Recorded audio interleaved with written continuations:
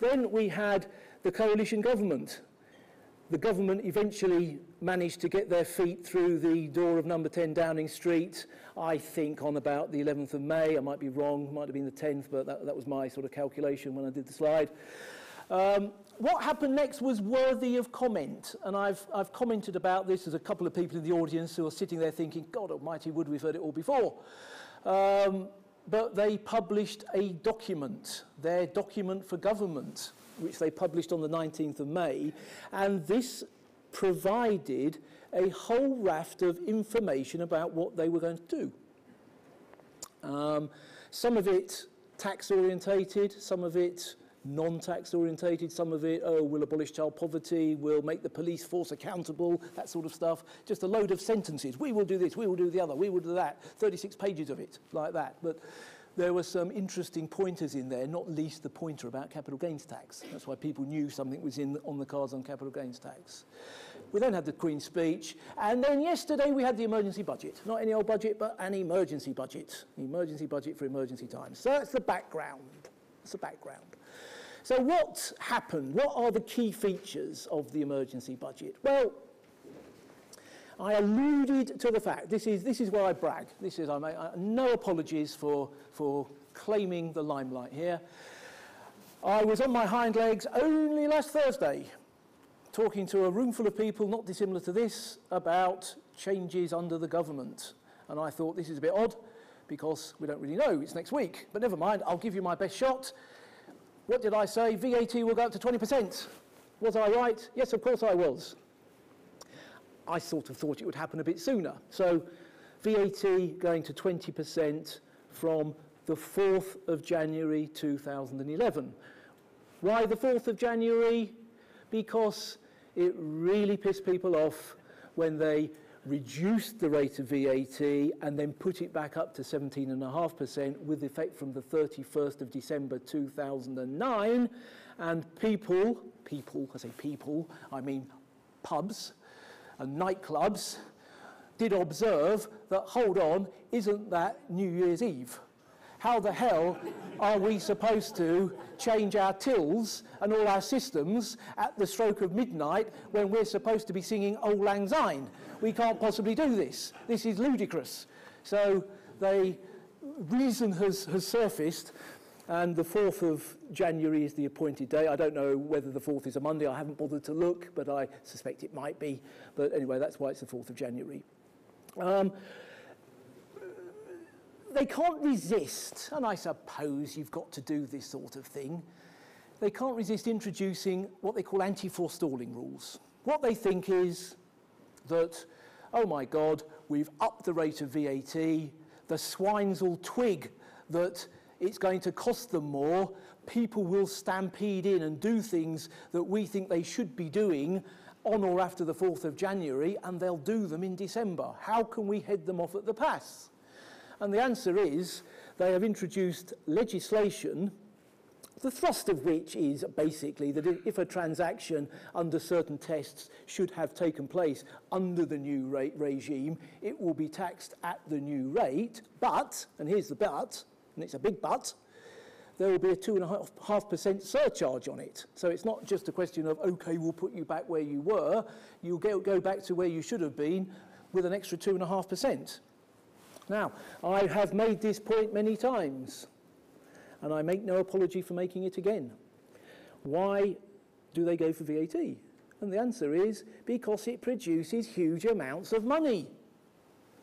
The money that this rise will generate has been variously estimated at between 12.5 billion and 13.5 billion. I don't know why there is this disagreement with £1 billion at stake, but anyway, that is the amount it will generate. And why does it generate that much? Because it is such a broadly based tax. Simple as that. Broadly based taxes produce the money. Narrowly based taxes, which are introduced for political purposes, don't bring in the money at all. And we'll talk about such taxes a bit more when I come to capital gains tax and inheritance tax.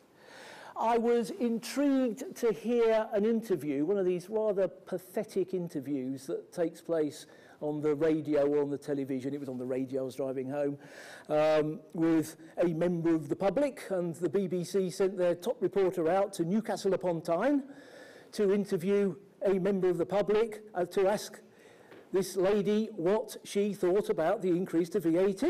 And she said, well, I think it's no canny, which I think she didn't like. I think that's what she meant. I don't like this. I don't like it because it will make everything much more expensive and I won't be able to afford to buy anything anymore. That was her message. And I thought, surely it's not that bad. Surely the whole 12.5 billion isn't coming from you, love. Surely we're spreading it around a bit. And of course, it's sort of ridiculous because it is a tiny, tiny increase when you look at it across the board. And the example I've given on times before is that if you imagine the mythical jumper in Marks and Spencer's, which had a price tag of £47 on it, when they reduced the VAT to 15%, that made it £46, i.e. 40 plus VAT at the old rate was 47, and the new rate was 46. At the new rate, at the 20% rate, it would be 48. You're talking about relatively small amounts. There are also, of course, the zero rates for the things everybody in Newcastle upon Tyne can live on, like food and children's clothes. Oh, and books. Books got a mention by George Osborne yesterday. I thought, books, that's a very funny thing to mention. You'd think he'd have sort of said something a bit more useful, like, I don't know, bus travel or train travel, but he went for books. He obviously went to a good school, that chap. Oh, yes, it was Eton, wasn't it? He obviously had books there. Anyway, so that's VAT. What's next? Corporation tax. Well, corporation tax, again, I'm pleased to announce I have predicted this. I was on my hind legs last week saying corporation tax is coming down. Mark my words, small rate to 20%. Boy, am I spot on there. Absolutely on the nail. Small rate of corporation tax down to 20%. Big rate, I said, probably come down to 25%. I only said it because they'd said it in their coalition document. So I wasn't sort of making it up on the hoof. I did have a bit of a pointer towards this. But I was wrong there.